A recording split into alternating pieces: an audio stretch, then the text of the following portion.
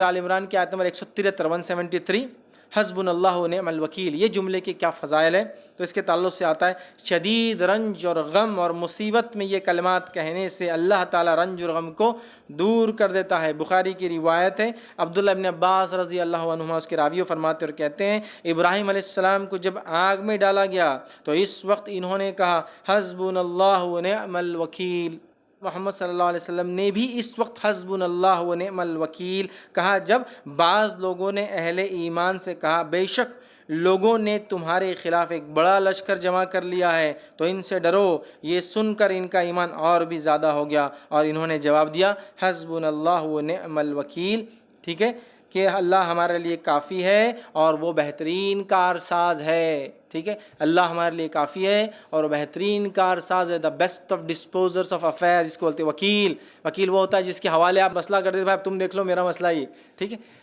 تو حسبنا اللہ و نعم الوکیل، صحابہ نے کہا، اللہ کے رسول نے کہا اور ابراہیم علیہ السلام نے کہا تو شدید رنج، غم، خوف، لوگ کہہ رہے تھے دشمن تمہارے خلاف جمع ہو گئے، سیدھے ہو جاؤ، تو صحابہ نے کہا حسبنا اللہ و نعم الوکیل۔ اللہ کے رسول صلی اللہ علیہ وسلم نے کہا دشمن تمہارے خلاف جمع ہو چکا ہے، آپ نے کہا حسبنا اللہ و نعم الوکیل۔ ابراہیم علیہ السلام کو جب آگ میں ڈالا گیا تو آپ نے کیا کہا حسبنا اللہ و نعم الوکیل، اللہ ہمارے لیے کافی ہے اور وہ ہمارا بہترین کارساز ہے۔ سمجھ رہے آپ؟ تو اس کلمے کے بڑے فضائل یاد رکھیے۔ تو میرے بھائیوں اور بہنوں، ہمیں انہی کلمات سے اللہ سے مدد طلب کرنا ہے، انہی کلمات کو جیسا بتایا گیا ویسا کرنا ہے۔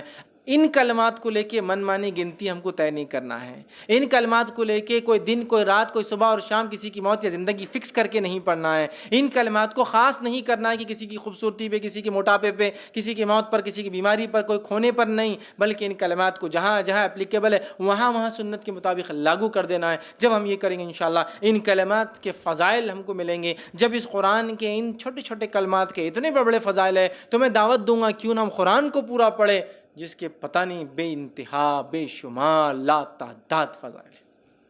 آج قرآن سے ہم کتنے دور ہیں؟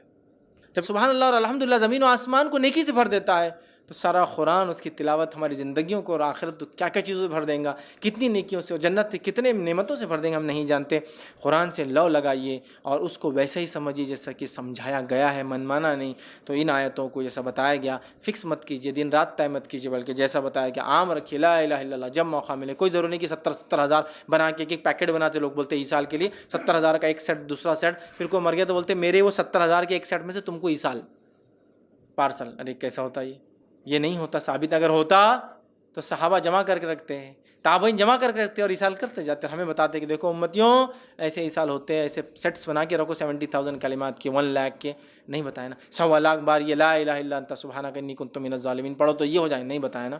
پڑھیے، خوب پڑھیے، جب ضرورت ہے پڑھیے، دعا سے پہلے، دعا کے بعد، دعا میں تعداد اور وقت طے مت کیجیے جہاں بتایا نہیں ہے۔ جہاں فکس ہے کہ سبحان اللہ 100 مرتبہ تو 100 مرتبہ، وہ ایک الگ بات ہے، جہاں فکس نہیں ہے فکس مت کیجیے اس چیز کو۔ تو بڑے فضائل ہم قرآن سے حاصل کریں گے۔ جب چند کلمات سے اتنے فضائل ہے تو پورا قرآن ہمیں کیا کچھ نہیں دے سکتا۔ تو ہمیں چاہیے کہ قرآن سے اپنا مضبوط ہم تعلق جوڑیں اور اس کی تفسیر کو ہم سمجھیں، وہ کیا ہم سے چاہتا ہے اس کو ہم سمجھیں، جو صحابہ نے ہمیں بتایا ہے۔ تفسیر بھی اپنی منمانی اپنے ڈھنگ سے ہم نہ کریں، بلکہ جو بتایا گیا ویسا کریں، تو انشاءاللہ عزیز دنیا بھی بہترین گزریں گی اور آخرت بھی انشاءاللہ کامیاب ہوں گے۔ میں اسی پر اپنی بات ختم کرتا ہوں۔ اللہ رب العزت سے دعا ہے کہ اللہ سبحانہ تعالیٰ جو کچھ کہا سنا گیا اس عمل کی توفیق عطا فرمائے، ہم تمام کو قرآن کی حقیقت میں فضائل اٹھانے والا بنائے، ہم تمام کے لیے قرآن کو دنیا کے اندر جینے کا طریقہ بنا دے اور موت کے بعد اللہ تعالیٰ اس کو ہمارے لیے سفارشی بنا دے، ہماری تمام زندگی جو ہے اسی کے مطابق گزرے اور جو ہے آخرت میں جو ہے یہ ہماری جو ہے سفارش کرے اور ہمیں جو ہے اس کا بہترین بدلہ اللہ تو عطا فرما۔ جب تک ہمیں زندہ رکھ، ایمان اور اسلام پر زندہ رکھ، خاتمہ ایمان پر ہو۔ آخر دعوانا ان الحمدللہ رب العالمین، سبحان ربک رب العزت عما یصفون وسلام علی المرسلین والحمد للہ رب العالمین۔